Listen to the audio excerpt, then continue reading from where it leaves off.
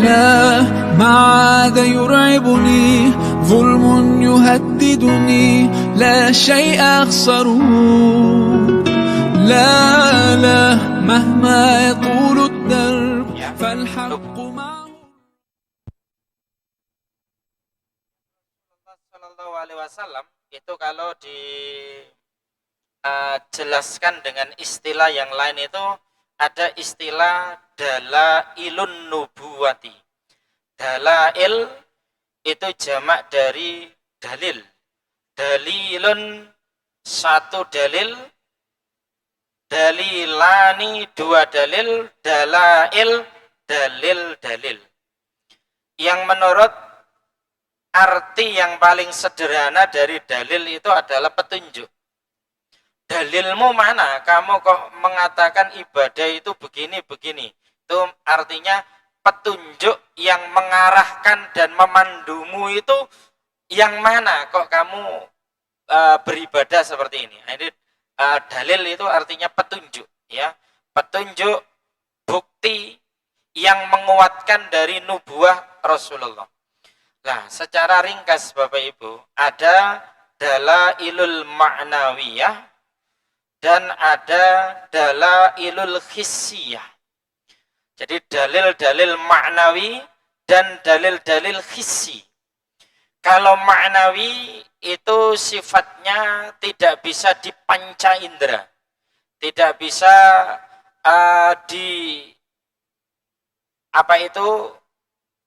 diraba, tidak bisa dijangkau oleh panca indera. Ini ma'nawiyah. Sedangkan kalau hissiyah itu bisa dijangkau oleh panca indera manusia. Itu termasuk dalailul hissiyah. Ini dalailul ma'nawiyah diantaranya adalah ketika Allah Subhanahu wa ta'ala menciptakan manusia yang hari ini bermiliar-miliar bahkan bertriliun-triliun jumlahnya itu, Allah seluruhnya sudah melihat dan memeriksa hati-hati manusia yang diciptakannya. Kemudian Allah menjumpai bahwa hati manusia yang paling baik adalah hatinya Nabi Muhammad Sallallahu Alaihi Wasallam. Ini termasuk salah satu dalil dalailul ma'nawiyah. Tidak hanya itu, termasuk juga di antara dalailul ma'nawiyah yang bertalian dengan bagaimana ketakwaan Rasulullah Shallallahu Alaihi Wasallam sebagai manusia yang paling bertakwa di hadapan Allah. Bagaimana kecerdasan Rasulullah, kemuliaan Rasulullah dalam hal akhlak, dan juga termasuk juga kesucian zahir dan batinnya Rasulullah Shallallahu Alaihi Wasallam. Ini dalailul ma'nawiyah. Sedangkan dalailul hissiyah, dalil-dalil yang sifatnya hissi, itu banyak diorientasikan pada mukjizat-mukjizat Rasulullah Shallallahu Alaihi Wasallam.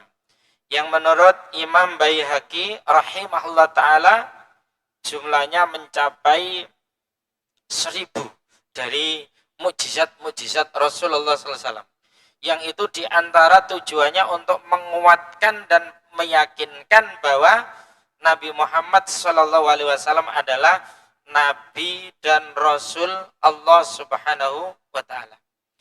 Sebagian ulama yang lain seperti halnya Syekh Ibnu Taimiyah rahimahullah ta'ala menyebut mukjizat Rasulullah 1200-an, ya, artinya sangat banyak. Nah, kenapa Rasulullah diberi mukjizat yang paling banyak dibandingkan dengan nabi-nabi sebelumnya? Karena Nabi Muhammad SAW adalah khatamun nabiyyin wal mursalin, ya, penutup seluruh para nabi dan para rasul. Sehingga di antara mukjizat-mukjizat itulah yang kemudian senantiasa meyakinkan, menguatkan, memantapkan manusia untuk mengimani bahwa Nabi Muhammad adalah Nabi dan utusan Allah dan seluruh risalah yang disampaikan kepada Nabi Muhammad Sallallahu Alaihi Wasallam adalah kebenaran. Di saat kita membicarakan mukjizat di pertemuan yang sangat lalu kita sudah sebut dari 1.200-an mukjizat Nabi itu yang paling agung, yang paling besar Al-Quran. Al-Quran itu. Sehingga Al-Quran ini abadi Bapak Ibu. Al-Quran ini abadi. Sejak diturunkan kepada Nabi Muhammad sampai sekarang, sampai akan datang, sampai pada masa yang dikehendaki oleh Allah, Al-Quran tidak akan mengalami perubahan. Penambahan, pengurangan juga tidak akan terjadi. Kenapa? Karena langsung dijaga oleh Allah. Jangankan penambahan yang sifatnya satu kalimat, ya satu huruf saja terdetek, ya akan ketahuan setiap ada usaha untuk menambah, mengurangi, bahkan mungkin ada yang berusaha menghapus dari kalimat-kalimat yang ada di dalam Al-Quran, ayat maupun surat yang ada di dalam Al-Quran. Sehingga satu-satunya kitab yang kemudian dijaga kemurniannya oleh Allah ini hanya Al-Quran. Ya. Sedangkan kitab-kitab sebelumnya, ya kitab-kitab sebelumnya, Syekh Ibnul Qayyim Al-Jauziyah itu menyebut kitab yang diturunkan oleh Allah itu kurang lebih ada 104 kitab. Yang 104 kitab ini isi kebaikan dan kebenarannya teringkas dalam 4 kitab, yakni Zabur, Taurat, Injil, dan Al-Quran. Dan ketika Al-Quran ini telah turun, ya Al-Quran ini telah diturunkan, maka kitab-kitab sebelumnya ini sudah tidak berlaku lagi. Kenapa? Karena kitab-kitab sebelumnya ini ada masa berlakunya. Ya, masa berlakunya. Ya, kalau masa berlakunya sudah habis, di mana masa berlakunya sejak Nabi Muhammad Shallallahu Alaihi Wasallam diutus, maka kitab-kitab sebelumnya ini sudah tidak berlaku lagi, apalagi seluruh isi kebaikan dan kebenarannya sudah tercover dan teringkas di dalam Al-Quran. Bapak Ibu yang dirahmati Allah, termasuk di antara bukti kebenaran Nabi Muhammad itu sebagai Nabi dan Rasul yang kemudian disebutkan di dalam kitab-kitab sebelumnya yang kita sebut sebagai kitab klasik, yang kitab yang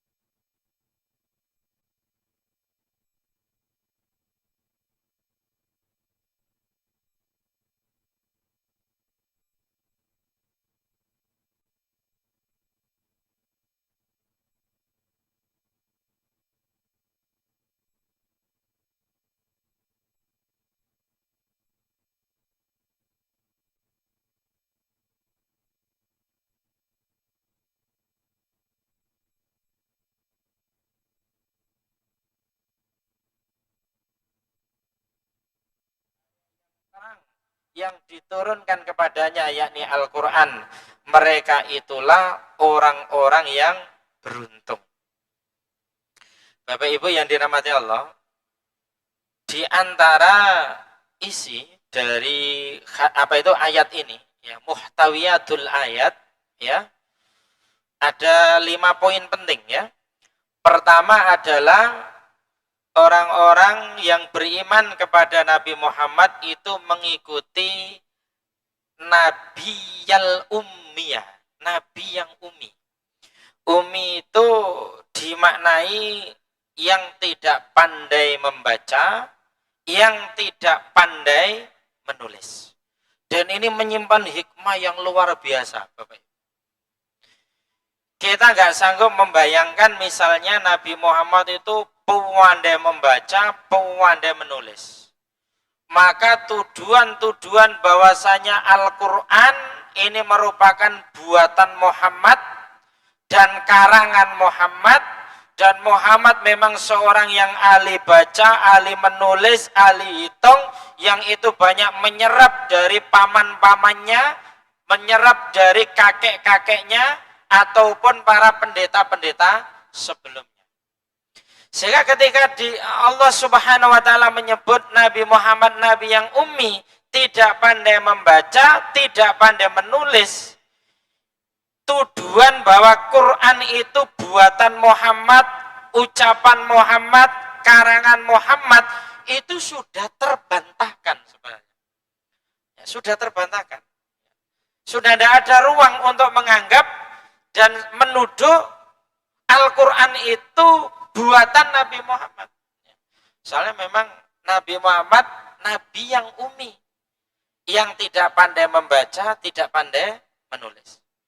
Bisa kita lihat ketika menjelang Rasulullah Shallallahu Alaihi Wasallam akan dinobatkan menjadi Nabi dan Rasul. Ketika umur beliau menjelang umur 40 tahun, beliau itu kan suka menyendiri. Suka menyendiri. Yang kita kenal beliau menyendiri di Gua Hira, ya, di Gua Hira. Sebagian ahli sejarah menyebut, ya, ketika Ramadan, bulan Ramadan itu Rasulullah semakin intensif untuk berkholwat di Gua Hira, bertahanus di Gua Hira. Tahanus ini bahasa Ibrani, ya. Tahannus maknanya ta'abbud. Ta'abbud itu beribadah. Ya sholat, ya zikir. Pakai syariat apa? Pakai syariat Nabi sebelumnya.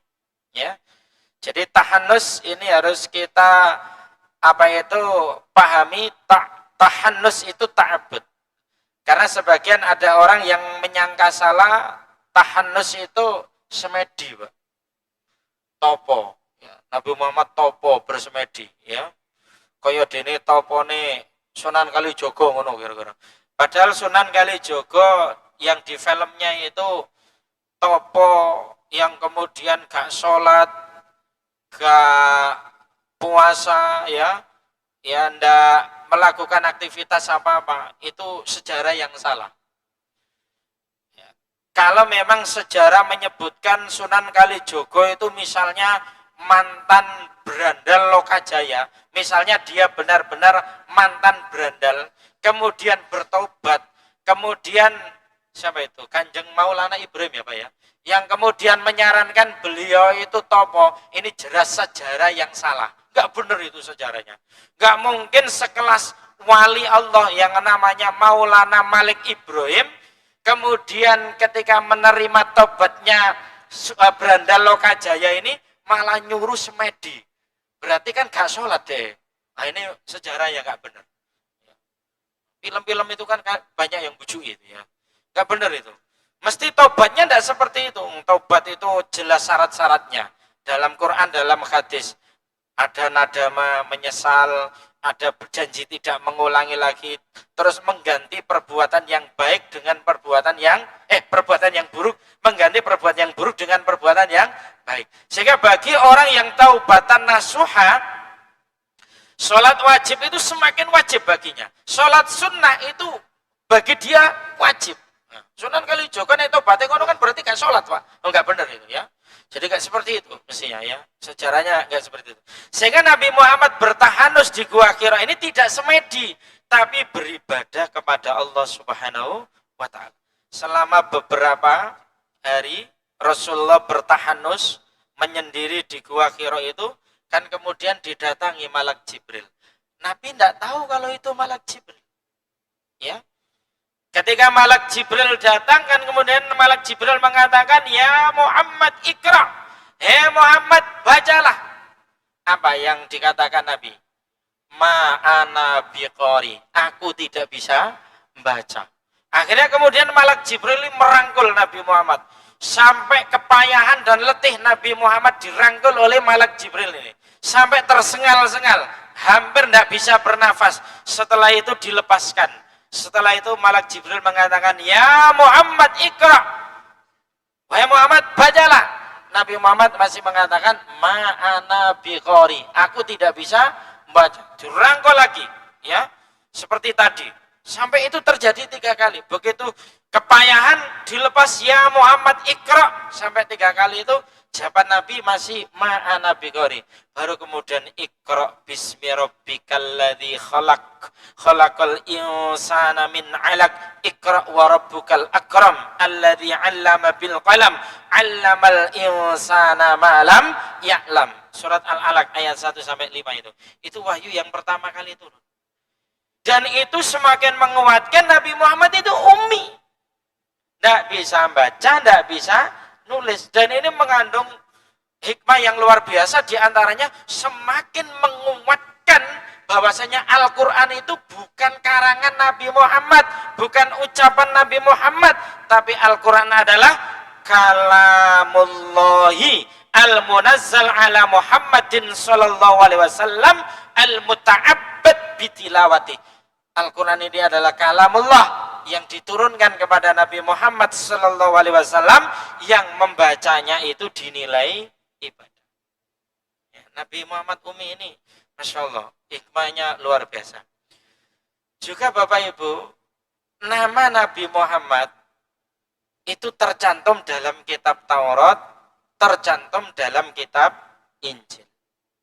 Dan kita percaya itu, karena Allah memang menyebut, ya. Sosok Nabi Muhammad, nama Nabi Muhammad itu tercantum dalam kitab Taurat, tercantum dalam kitab Injil.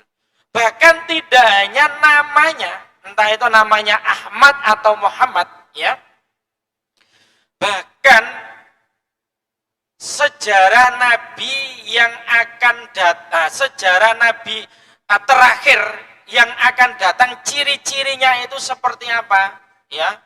Yang kemudian namanya bapaknya Abdullah, namanya ibunya Aminah, lahir di kota Mekah di malam hari, yang kemudian ketika dalam kandungan itu bapaknya meninggal, ya. Itu juga para pendeta-pendeta Nasrani, rahib-rahib Yahudi yang mereka membaca kitab-kitab sebelumnya, itu mereka juga mengetahui itu, karena tercantum dalam kitab.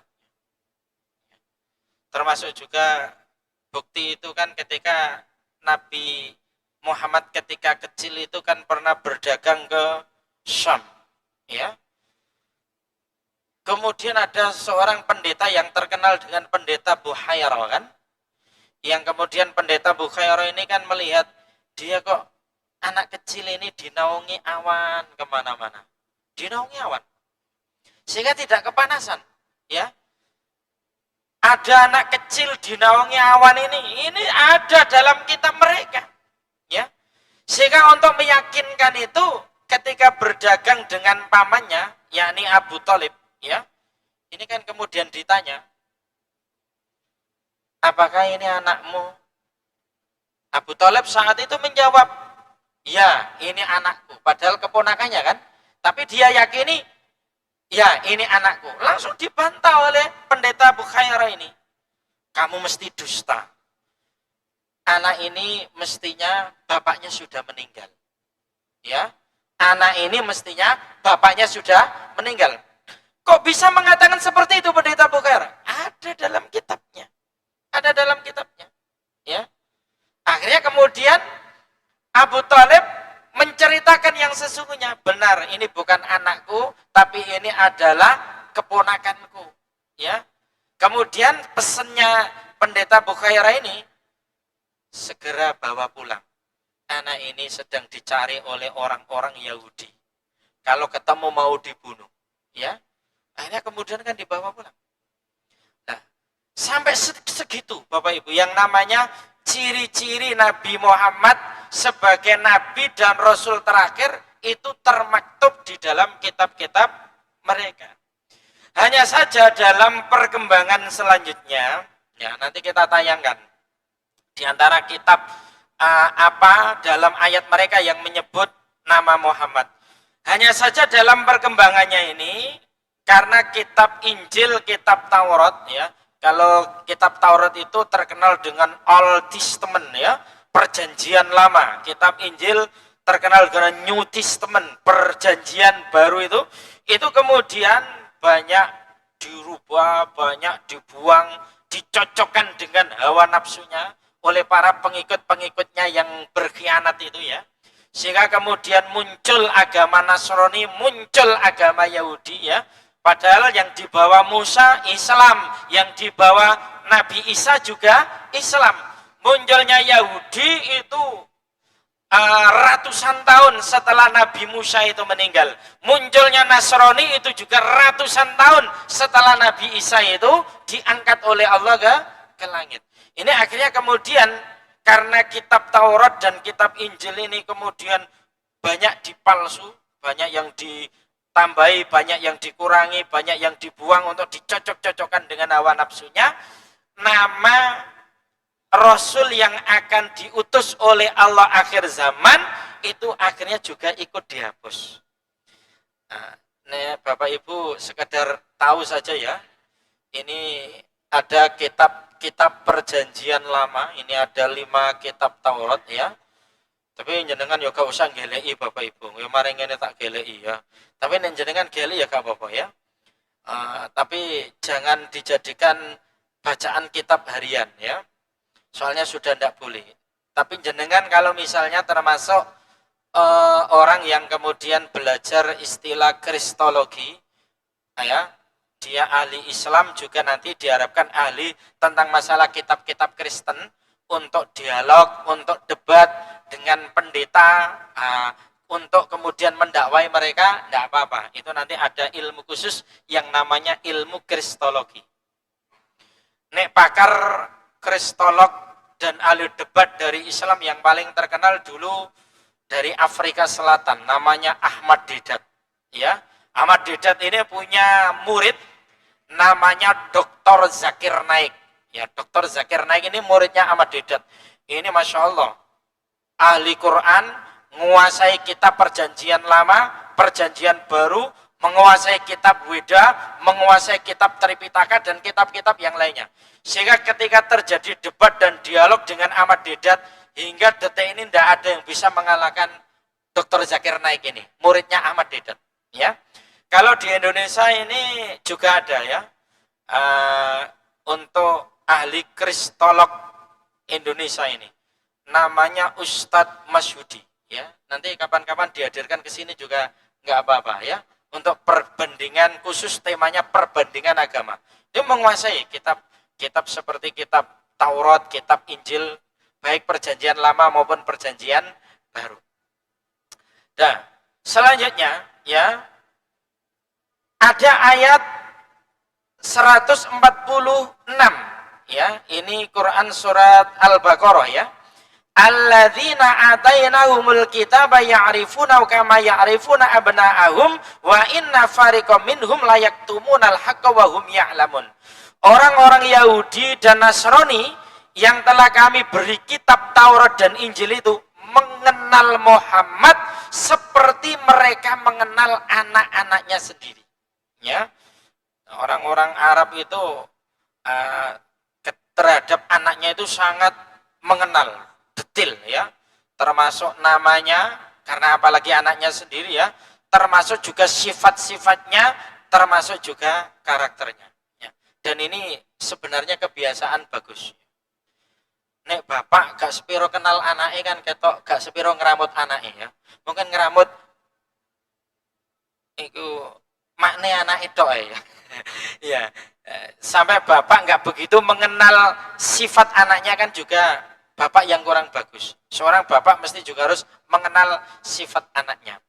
Lah, di antara untuk menguatkan hal itu ya, bagaimana seorang bapak itu betul-betul mengenal anaknya, Rasulullah SAW itu juga memberikan satu penegasan. Ketika ada seorang anak di hadapan bapaknya, Rasul mengatakan, ibnu kahada, ya, apakah ini adalah anakmu? Qala na'am ya Rasulullah, asyhadu bih, ya. Laki-laki itu menjawab, benar wahai Rasul, aku bersaksi bahwa dia adalah anakku. Qala amma innahu la yajni 'alaika wa la tajni 'alai. Rasulullah bersabda, ingatlah sesungguhnya dia tidak samar kepadamu dan kamu tidak samar kepadanya. Orang-orang Yahudi itu aslinya Bapak Ibu, orang-orang Nasrani ketika yang kita sebut para pendeta, para rahib mendengar Rasulullah diutus, Nabi terakhir diutus, itu betul-betul mengenal Nabi Muhammad sebagaimana mereka mengenal anak-anak mereka. Tidak ada kesamaran sama sekali. Hanya mungkin karena faktor hasud, faktor iri, faktor yang mereka itu kemudian tidak mau menerima kebenaran, mereka justru ada di antara mereka yang menempatkan posisi mereka bukan sebagai umatnya Nabi Muhammad atau beriman kepada Nabi Muhammad, tapi menjadi musuhnya Nabi Muhammad. Ya. Tapi mereka yang kemudian jujur itu langsung biiznillah mengimani Nabi Muhammad. Seperti kasus pada yang namanya pamannya Khadijah atau kakeknya Khadijah itu ya. Yang ketika Nabi Muhammad dapat wahyu pertama kali itu kan kemudian Nabi Muhammad itu kan takut. Yang kemudian pulang ke rumahnya Nabi Muhammad mengatakan zamiluni, selimuti aku. Ya, kemudian diselimuti, kemudian habis setelah itu kan Nabi Muhammad itu cerita. Dia tidak tahu kalau itu adalah malak Jibril. Nabi Muhammad tidak tahu yang ketika datang itu malak Jibril. Kemudian ketika diceritakan kepada Waraqah bin Naufal ketika itu, kemudian dia mengatakan langsung, namus. Ini adalah malak Jibril yang dulu datang kepada Musa, ya. Yang akhirnya tahu betul bahwasanya suaminya Khadijah itu adalah Nabi dan Rasul. Nah, ini kita tayangkan contohnya, ya. Contohnya yang ada dalam kitab Taurat ataupun yang ada dalam kitab Injil, bahwa nama Nabi Muhammad itu tersebut di dalam kitab tersebut. Ada dalam Kidung Agung 5.216 ya. Terkenal juga Song of Solomon ya. Song of Solomon. Solomon ini bagi orang Yahudi itu maksudnya King Sulaiman. Nabi Sulaiman itu juga seorang raja ya. Dalam bahasa Ibrani ya, ini yang bisa jenengan lihat di layar LCD itu Bapak Ibu. Ini nek dibaca mbok bener mbok gak, itu bacaan saya ya. Ini bahasa Ibrani. Saya juga nggak bisa bahasa Ibrani ya. Hikamang mantakim dekula Muhammadim Zaido di Fezer Benuk Yerusalem ya. Artinya manis tutur katanya, ya dia adalah Muhammadim. Ya Muhammadim ini tambahan dim itu artinya agung, Muhammad yang agung. Dia adalah kekasihku dan dia adalah temanku, wahai putra-putri Yerusalem. Ya. Namun di dalam Injil ya yang beredar sekarang kata Muhammad mereka hapus dan diganti dengan istilah segala sesuatu padanya menarik ya, atau altogether lovely, sehingga yang tertulis di dalam Injil adalah ya, his voice and speak are exceedingly sweet Yes, he is altogether lovely. Nama Muhammad itu tidak ada. Diganti dengan altogether lovely. Segala hal yang menarik. Ini ketidakjujuran mereka. Padahal dalam kitab Injil ini sudah diadakan satu penelitian yang meneliti di antara mereka pendeta atau rahib yang jujur menemukan kata aslinya itu adalah Muhammad, bukan kok altogether lovely ini, ya. Yang kemudian diterjemahkan segala sesuatu padanya menarik. Ini kan akhirnya kemudian bias, segala sesuatu yang menarik. Berarti kan akhirnya tidak dimaksudkan kepada Muhammad. Padahal aslinya adalah Muhammad Sallallahu Alaihi Wasallam. Ini ada di dalam kitab Taurat maupun ada di dalam kitab Injil. Cuma yang untuk sekarang karena banyak yang dirubah, yang ditambah, yang dihapus, akhirnya nama Muhammad ini menjadi hilang. Demikian juga Bapak Ibu, ya, ini di dalam Song of Song 5.210 Kidung Agung, ya.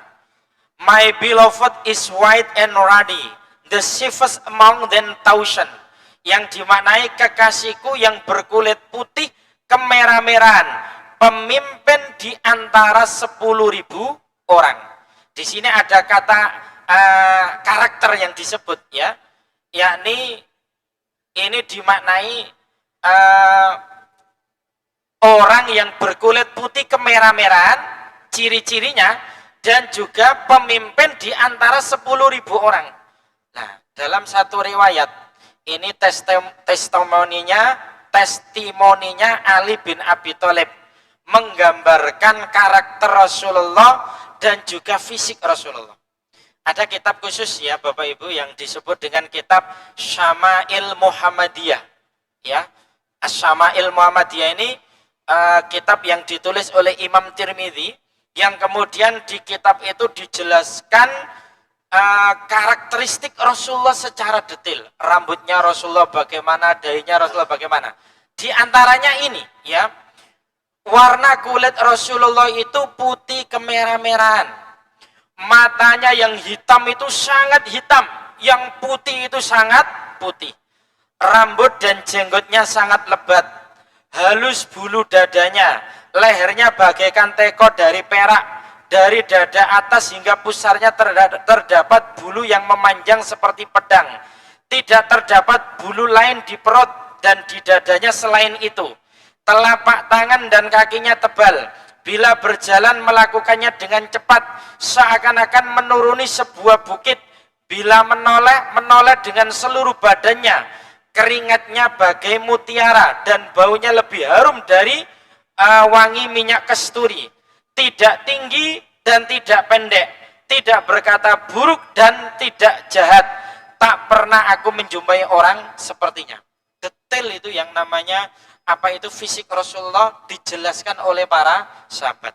Jenengan nanti ingin detail, ya, silakan membeli kitab yang berjudul As-Syama'il Muhammadiyah yang ditulis oleh Imam Tirmidzi, dan sudah banyak terjemahan ke dalam bahasa Indonesianya itu Bapak Ibu. Nggak usah ngele ada nang pasar, di HP sampai nanti ada. Jadi kan tulis Syama'il Muhammadiyah di Shopee Lazada itu sak pirang-pirang nanti, ya. Itu. Nah, ini ciri-ciri ini juga, ya, meskipun tidak sedetail yang disampaikan oleh Ali bin Abi Thalib, ya, ada dalam kitab Taurat, ada dalam kitab Injil. Cuma kemudian dihapus oleh sebagian mereka, ya, yang kemudian umatnya ketika membaca kitab Injil itu akhirnya tidak menemukan ciri-ciri yang sebagaimana disebut, sebagaimana yang tercantum dalam kitab asli mereka. Selanjutnya juga di dalam kitab Kidung tadi, ya, Kidung Agung tadi disebut, ya, pemimpin bersama 10.000 pasukan. Ternyata ini erat kaitannya ketika terjadi Futu Mekah, yang pada tahun 8 Hijriah Rasulullah itu bersama 10.000 pasukan memasuki Mekah dan menguasai Mekah, ya. yang kemudian berhala-berhala yang ada di sekitar Ka'bah itu kemudian dibersihkan dan dihancurkan semuanya.